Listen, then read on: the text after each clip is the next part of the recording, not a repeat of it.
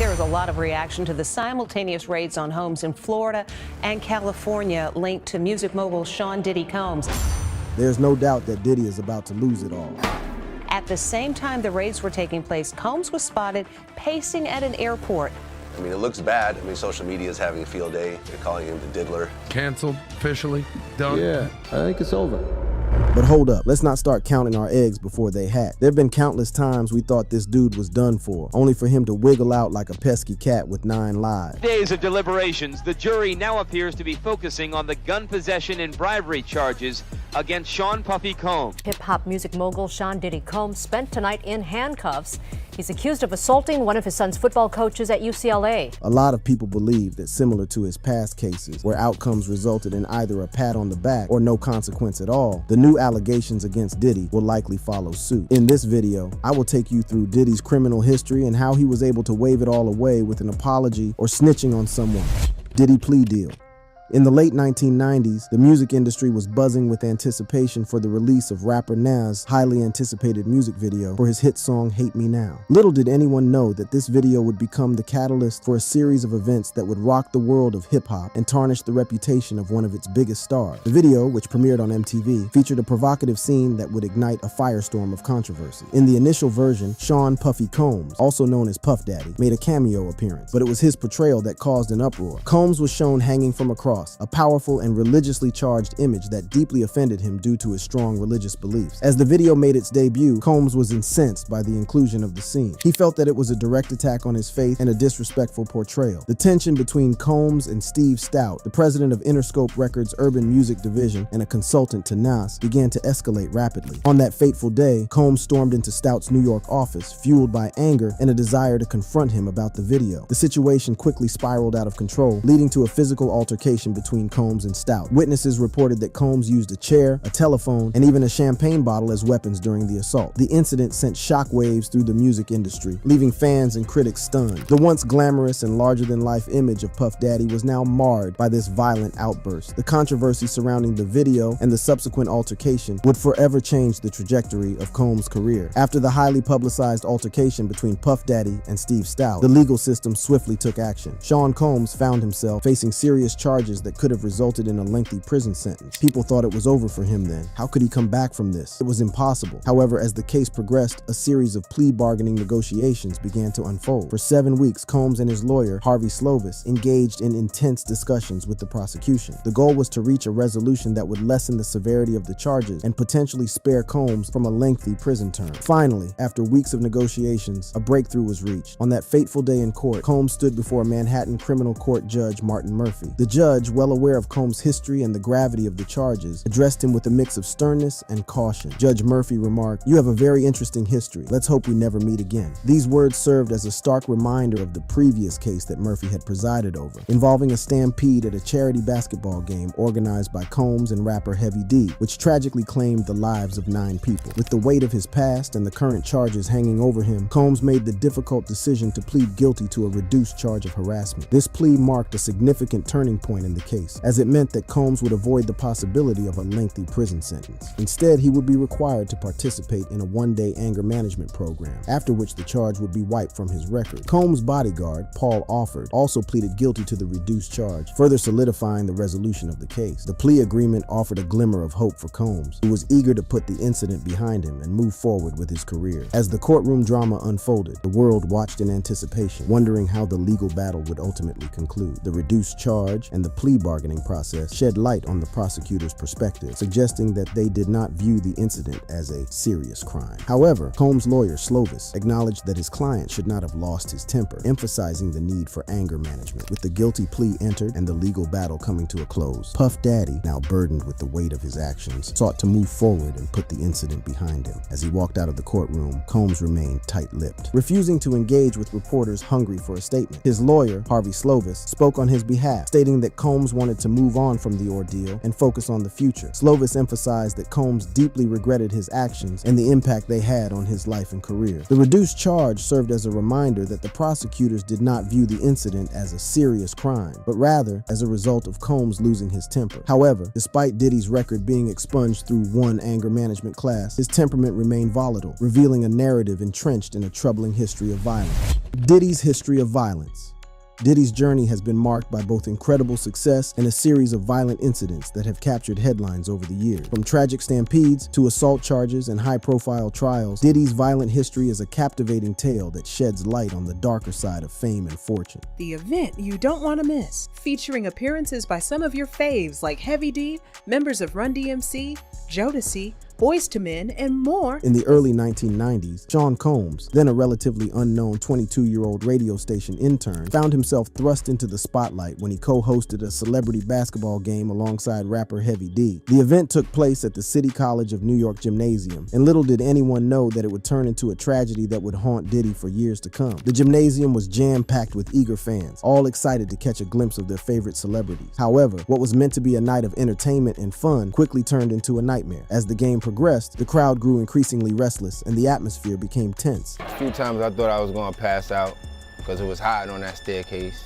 You know what I'm saying? And when they closed the doors, I knew something was going down. City College was a deep experience for me. I was there, I was on the floor, I watched people take their last breath, regurgitate, and Suddenly, chaos erupted within the overcrowded gymnasium. A stampede broke out, causing panic and confusion among the attendees. In the midst of the chaos, 9 people tragically lost their lives and many others were injured. It was a devastating turn of events that would forever be etched in the memories of those who were present that fateful night. In the aftermath of the stampede, an investigation was launched to determine the cause of the tragedy. A report commissioned by Mayor David N. Dinkins shed light on the events leading up to the stampede and placed some of the blame on Sean Combs himself. The report criticized Diddy for allowing inexperienced individuals to plan the event and for misleading ticket buyers about its charitable intention. Diddy, in response to the tragedy, expressed his deep remorse and sorrow. He acknowledged the pain and loss experienced by the families affected by the stampede, stating, "City College is something I deal with every day of my life, but the things that I deal with can in no way measure up to the pain that the families deal with. I just pray for the families and pray for the children who lost their lives every day." On the flip side, folks were quick to clock the flaws in his story. Somebody spilled that they peeped him and a woman we now know as Jessica Rosenblum bouncing from the ticket booth around 7 p.m. with Puff clutching them big white money bags. While the tragic stampede at the celebrity basketball game was a dark chapter in Diddy's history, it also could have served as a catalyst for change, but it did not. After the tragic stampede at the celebrity basketball game, Sean Combs, now known as Diddy, channeled his energy into his music career. In 1992, he secured an internship at Uptown Records, where he quickly made a name for himself with his production skills. Diddy's talent and hard work paid off when he worked on the remix of Jodeci's hit single, Come and Talk to Me. The remix became a massive success, selling a staggering 3 million copies and solidifying Diddy's reputation as a rising talent in the music industry. His success continued to grow as he collaborated with other artists, including Heavy D and the reggae sensation Supercat. However, it was his work on Mary J. Blige's album, My Life, that garnered him his first Grammy nomination for Best R&B Album. Diddy's production skills were in high demand, and he was quickly becoming a force to be reckoned with. In 1993, Diddy faced a significant setback when he was terminated from Uptown Records. However, this setback only fueled his determination to succeed. He founded his own record label, Bad Boy Records, and set out to make his mark on the music industry. Bad Boy Records quickly gained attention with the release of the Notorious Big's debut album, Ready to Die, in 1994. The album received critical acclaim for its raw portrayal of the realities of street life and the struggles faced by young black men. It peaked at number 15 on the Billboard 200 and spawned hit records like Juicy, One More Chance, and Big Papa. To date, the album has been certified 6 times platinum. While Diddy's success in the music industry was undeniable, his journey was not without its share of controversy and violent incidents. In 1999, Diddy found himself at the center of a highly publicized altercation with record producer Steve Stout. The dispute arose over the use of footage in a music video, and tensions escalated quickly. Stout claimed that Diddy and his bodyguards assaulted him, using a champagne bottle, a telephone, a chair, and their fists as weapons. The charges of felony assault could have resulted in up to to 7 years in prison for Diddy. However, Stout eventually asked the Manhattan District Attorney to drop the charges after Diddy issued a public apology. Later that same year, Diddy's involvement in another violent incident made headlines. While spending a night out at a Manhattan nightclub with his then-girlfriend, actress and singer Jennifer Lopez, an argument broke out, leading to gunfire. At least 2 people were injured, and the details of the interaction remained muddled throughout the highly publicized trial. Diddy was charged with gun possession and bribery, but was ultimately found not guilty. However, his one-time protege, rapper Shine, received a 10-year prison sentence for his involvement in the incident. These violent incidents cast a shadow over Diddy's rising success in the music industry. While his talent and business acumen were undeniable, the controversies surrounding him raised questions about his personal conduct and the company he kept. It was a tumultuous time for Diddy as he navigated the highs and lows of fame, fortune, and the consequences of his actions. In 2002, Diddy ventured into the world of reality television with MTV's Making the Band. The show aimed to assemble talented individuals into performing groups, and Diddy took on the role of a demanding boss, pushing the contestants to their limits. This marked a new chapter in Diddy's career as he showcased his entrepreneurial spirit and his ability to mold aspiring artists into stars, The Band and Danity Kane. However, as the show progressed, cracks began to show in Diddy's image as a mentor and boss. Former band members started speaking out against what they described as mistreatment and unfair contracts. One member of The Band, Freddie P, even took to Instagram to express his disdain for Diddy, stating that he hates life because of him. These revelations shed light on the darker side of Diddy's management style and raised questions about his treatment of aspiring artists. Amidst the controversies surrounding Making the Band, Diddy made a significant business move in 2003.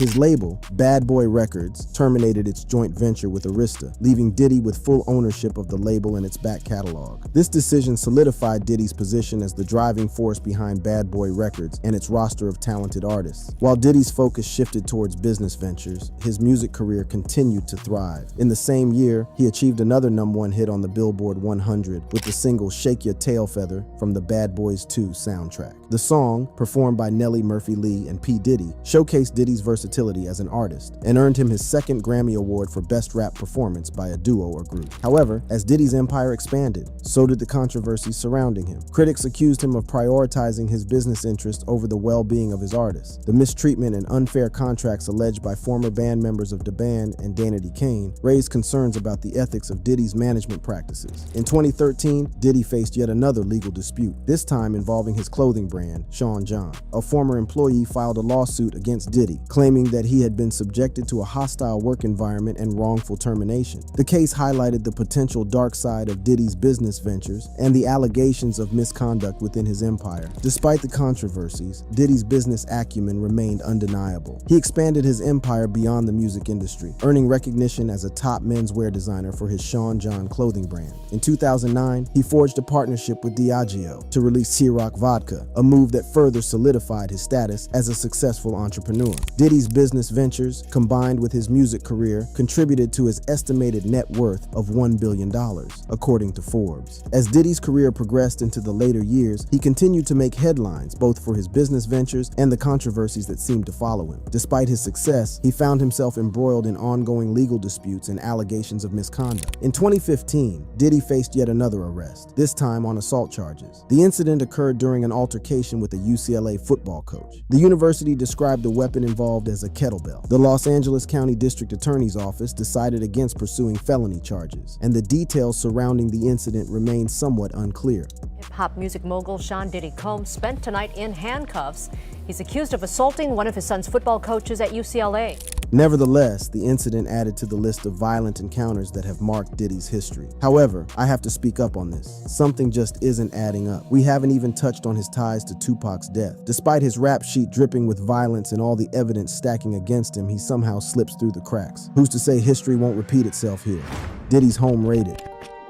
A lot of reaction to the simultaneous raids on homes in Florida and California linked to music mogul Sean Diddy Combs. Hip-hop and liquor mogul Sean Diddy Combs finds himself at the center of a scandal as federal agents with Homeland Security investigations conducted raids at his homes in both Los Angeles and Miami. These raids were part of a federal sex trafficking investigation, and the agents seized a number of electronic devices as evidence. In Los Angeles, Diddy's sprawling mansion in the exclusive Holmby Hills neighborhood became the target of the federal agents. The mansion, known for its luxurious amenities and extravagant parties, was flooded with Homeland Security agents who meticulously searched every corner of the property. The agents, armed with court-authorized search warrants, were on a mission to gather evidence that could potentially support the allegations of sex trafficking against Diddy. Simultaneously in Miami, another team of Homeland Security agents descended upon Diddy's lavish residence. Located in one of the city's most affluent neighborhoods, the mansion stands as a symbol of Diddy's success in the music industry. However, on this fateful day, it became the backdrop for a high-stakes investigation. The agents combed through the property, meticulously examining every room and seizing any electronic devices that could potentially hold crucial evidence. The involvement of Homeland Security agents in these raids highlights the gravity of the allegations against Diddy. It signifies that the investigation goes beyond the realm of local law enforcement and has escalated to a federal level. The presence of these agents, known for their expertise in combating human trafficking, underscores the seriousness of the accusations and the determination of the authorities to uncover the truth. The seizure of electronic devices during the raids is a significant development in the investigation. These devices, including smartphones, laptops, and tablets, hold a wealth of information that could potentially shed light on the alleged sex trafficking activities. It is believed that Diddy may have used these devices to communicate with individuals involved in the illicit activities, capture evidence, or engage in other incriminating actions. The thoroughness with which the agents seized these devices indicates their commitment to leaving no stone unturned in their pursuit of justice. As the agents meticulously gathered evidence, the atmosphere at Diddy's homes was undoubtedly tense. The raids disrupted the otherwise glamorous and extravagant lifestyle associated with the music mogul. Diddy's sons, who happened to be present at his Los Angeles home during the raid, were detained by the agents. This precautionary measure is customary in such circumstances to ensure the safety of all parties involved. However, it is important to note that no criminal charges have been filed against Diddy or his family members at this stage of the investigation. Diddy's representation released a statement in response to the raids, expressing their outrage at what they deemed a gross overuse of military-level force. They criticized the excessive show of force and hostility exhibited by the authorities during the raids. The statement also highlighted the mistreatment of Diddy's children and employees, emphasizing that there was no excuse for such behavior. Despite media speculation, the statement clarified that neither Diddy nor any of his family members have been arrested, and their ability to travel has not been restricted in any way. His representation labeled the entire situation as a witch hunt based on meritless accusations made in civil lawsuits. They emphasized that there has been no finding of criminal or civil liability against Diddy in relation to these allegations. The statement concluded by asserting Diddy's innocence and his unwavering commitment to fighting to clear his name. The first lawsuit against Diddy was filed by singer Cassandra Cassie Ventura, Diddy's former girlfriend, in federal court in New York's Southern District. Ventura's lawsuit alleges that Diddy raped her, forced her into sex trafficking, and subjected her to years of abuse.